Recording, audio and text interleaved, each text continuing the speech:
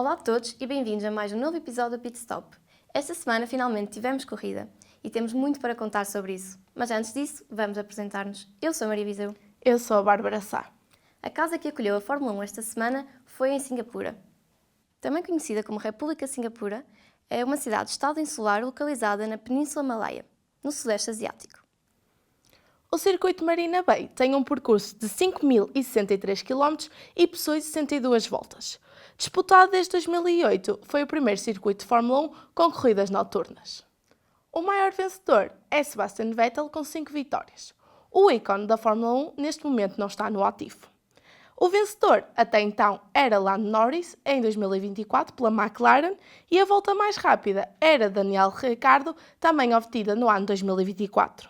Já a equipa com mais pontos, com mais vitórias, era a Ferrari, com 5 vitórias, 4 delas oficiais. Uma curiosidade é que Max Verstappen nunca venceu neste circuito. O que é um pouco estranho, Bárbara, porque o Max Verstappen já ganhou todas as corridas possíveis da Fórmula 1 e fora da Fórmula 1 também, não é? É verdade, mas eu estou confiante que ele ainda vai vencer. E, Bárbara, eles devem ter um contrato com a EDP ou qualquer coisa, porque este circuito tem 1.600 projetores de luz. Isso é o equivalente a 4 estádios de futebol. É muita luz para pagar. A combinação do calor e da umidade presente em Singapura faz com que esta corrida seja extremamente exigente fisicamente para os pilotos. Esta pista também teve uma chicane chamada Singapura Sling. Esta estava presente na curva 10 e era muito odiada por todos os pilotos por ser considerada perigosa. Depois de algumas mudanças, foi removida em 2013. Esta corrida ainda foi a primeira corrida urbana localizada na Ásia. Ao longo do fim de semana tivemos várias batidas no paddock, uma destas protagonizada por Charles Leclerc e Lando Norris, quando estes não sabiam quem havia de passar primeiro, o que resultou no estrago da asa dianteira do carro da McLaren. Ainda assim, tivemos a desqualificação dos Williams por terem cometido irregularidades na asa traseira, ou seja, esta parte de trás, do monolugar, que é o carro todo.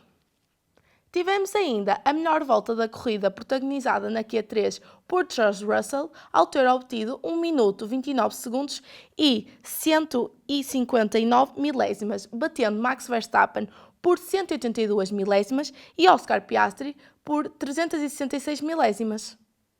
Já na corrida, esta começou de forma agitada, porque Norris, que achou que já não tinha batido o suficiente durante o fim de semana e feito demasiados estragos ao seu monolugar, decidiu que devia forçar uma ultrapassagem entre o seu colega de equipa, Oscar Piastri, fazendo com que os dois carros colidissem. Isto fez com que a equipa ficasse ali um pouco nervosa devido ao Mundial de Construtores. O domínio de George Russell foi evidente desde a qualificação, consolidando-se assim a sua vitória na corrida, fazendo uma corrida sem nenhum erro e ficando à frente de Max Verstappen por 5,4 segundos, onde ele talvez tivesse alguma memória do seu passado. Oscar Piastri e Lando Norris acabaram em terceiro e quarto, fazendo com que o Mundial de Construtores ficasse com a conta finalizada e dando a vitória à McLaren. Como a Maria já referiu, com esta corrida, o Mundial de Construtores fica rivalidado pela McLaren, campeã com 650 pontos e fica com uma vantagem de 325 pontos sobre a Mercedes e 350 sobre a Ferrari. Ao contrário deste, o Mundial de Pilotos começou a ter mais luta com a aproximação do atual campeão Max Verstappen nas últimas 3 corridas e fica assim a 41 pontos do segundo classificado Lando Norris e a 99 do líder Oscar Piastri. Mas sabes, Bárbara, ainda temos algumas peripécias para contar, porque senão isto nem era típico dos nossos pilotos, não é? Então, Maria, conta-me o que é que aconteceu.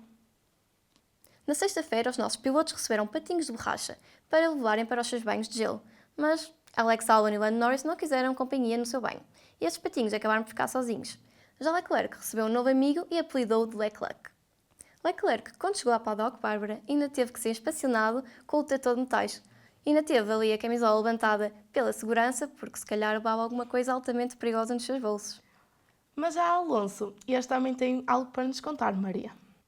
Durante a corrida, ainda tivemos direito a um momento cómico protagonizado por um engenheiro de Alonso e o próprio, após este ser informado de quantas voltas faltavam, Alonso respondeu em tom de brincadeira que iria desconectar o rádio se este continuava a falar. Já durante a corrida, Alonso ainda soltou uma grande frase a dizer que devia ser o herói da corrida.